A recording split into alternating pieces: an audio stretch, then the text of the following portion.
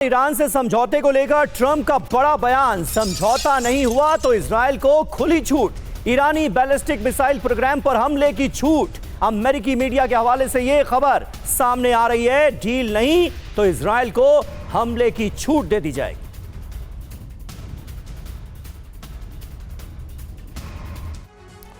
और देखिए, Geneva meeting से पहले ट्रंप की नई धमकी सामने आई है। ईरान के खिलाफ अमेरिका का प्लान बी भी तैयार है। समझौता नहीं हुआ तो इजरायल का एक्शन होगा। दिसंबर में ही ट्रंप ने नेतन्याहू को संकेत दे दिए थे, समझौता नहीं तो ईरानी बैलिस्टिक प्रोग्राम पर हमला। इजरायल को ईरान पर पहले खुली छूट होगी। ईरान पर हमले में यूएस इजरायल की मदद कर सकता है।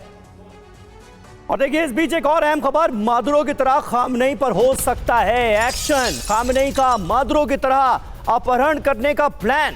एक रिपोर्ट में यह बड़ी खबर सामने आ रही है, वेनेजुएला की तरह ईरान में डेल्टा फोर्सेस कर सकती हैं ऑपरेशन। ईरान के नजदीक तुर्कमेनिस्तान में डेल्टा फोर्सेस तैनात की गई हैं। अमेरिकी सूत्रों से वर्ल्ड न्यूज का यह विस्फोटक दावा सामने आया है। वैसे भी अमेरिका खुले तौर पर ईरान को वेनेजुएला का नाम ले लेकर यह चेतावनियां तो कई बार दे चुका है। बिल्कुल, तो सवाल यही है कि क्या मादुरो की तरह खामनेई पर भी कोई एक्शन हो सकता है। मादुरो की तरह खामनेई के अपहरण का प्लान बना रहा है अमेरिका, ये सूत्र बता रहे हैं। अमेरिकी प्रशासन के द्वारा ये योजना बनाई जा रही है। वेनेजुएला की तरह ईरान में भी डेल्टा फोर्स कर सकती है ये ऑपरेशन। और तुर्कमेनिस्तान में अमेरिका ने डेल्टा फोर्स की तैनाती की है। तेहरान से सिर्फ 300 किलोमीटर दूर डेल्टा फोर्स की तैनाती से ईरान में हड़कंप मचा हुआ है। डेल्टा फोर्स की मदद के लिए special operation aviation regiment high alert पर है। मादुरो पर एक्शन के वक्त कैरेबियन में मौजूद यूएसएस जेराल्ड मिडिल ईस्ट रवाना हो चुका है। ये वर्ल्ड न्यूज के सोर्सेज बता रहे हैं, ये नहीं कि ये ऑपरेशन ऐसा जैसा इन्होंने मादुरो के खिलाफ किया था, कुछ वैसी ही तैयारी एक अलग लेवल पे यहां पर चल रही है। लेकिन ब्रजेश सर, क्या ये ईरान में पॉसिबल है? वेनेजुएला में तो किया, लेकिन भले ही ये मूवमेंट वैसा दिखाई दे रहा हो, लेकिन क्या ईरान में ये पॉसिबल है? और अगर ऐसा हो भी गया तो क्या हासिल होगा? ऑब्जेक्टिव क्या है इसका? रवि, ये जो हम देख रहे हैं ये कोएर्सिव डिप्लोमेसी का एक बहुत शानदार नमूना है। एक तरफ हम थ्रेट कर रहे हैं कि इजराइल से आपको बॉम्ब कराएंगे, दूसरी तरफ 2 एयरक्राफ्ट कैरियर, 6 फ्रिगेट्स जो बहुत बड़े हैं एक्चुअली साइज में, वो पर्शियन गल्फ में, हॉर्मुज में और बे ऑफ बंगाल में तैनात की गई।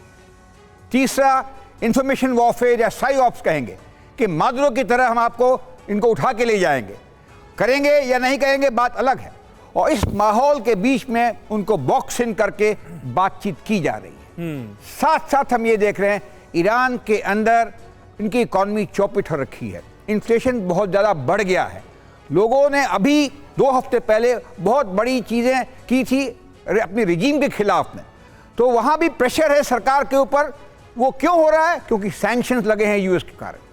तो डील तो हो सकता है कि ये अपना प्रोग्राम, न्यूक्लियर प्रोग्राम थोड़ा कम करें या खाली इनरिचमेंट करें, न्यूक्लियर बॉम्ब बनाने की बात ना करें, और साथ में अमेरिका उनको थोड़ी ढील दे इकोनॉमिक सैंक्शन के लिए। ईरान एक बड़ा देश है और उनकी आबादी भी सिविलाइजेशनल है, तो उसको ध्यान में रखते हुए डिप्लोमेसी में कुछ चीज़ें आ सकती हैं, मगर ये कहना कि आएंगे ही बड़ा मुश्किल है, क्योंकि मामला नया नहीं है, काफ़ी दशकों से चल रहा है और पेचीदा है।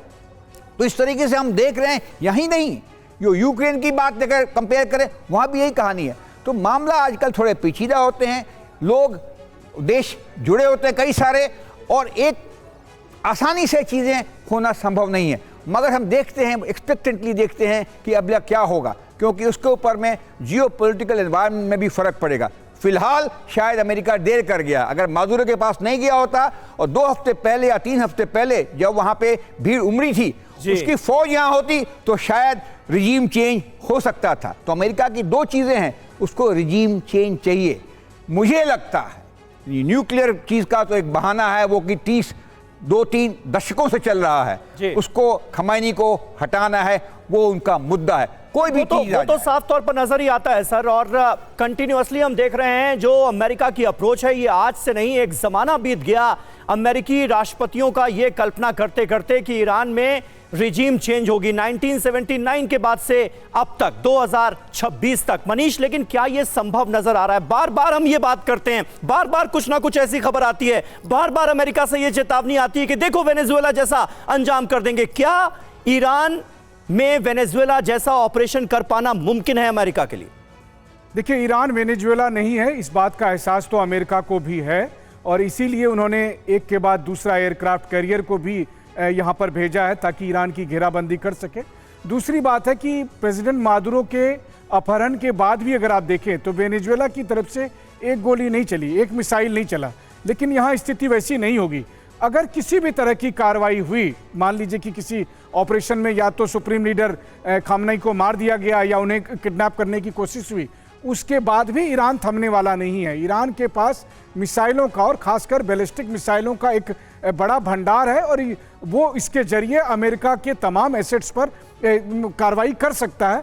इसको देखते हुए अमेरिका फिलहाल इस तैयारी में लगा है कि किस तरह ईरान के उस संभावित हमले से रोका जाए। लेकिन हाँ, बात वो क्यों कर रहे हैं? बात तो सिर्फ इसलिए कर रहे हैं ताकि इतिहास में जब ये पूछा जाए कि इस युद्ध का गुनहगार कौन है तो वो कह सकें कि गलती दूसरे पक्ष की है। इसीलिए अमेरिका और ईरान जिनेवा में बैठकर बात कर रहे हैं, जबकि दोनों को पता है कि इसका परिणाम क्या होगा और इसलिए दोनों ताल ठोकते हुए नजर भी आ रहे हैं।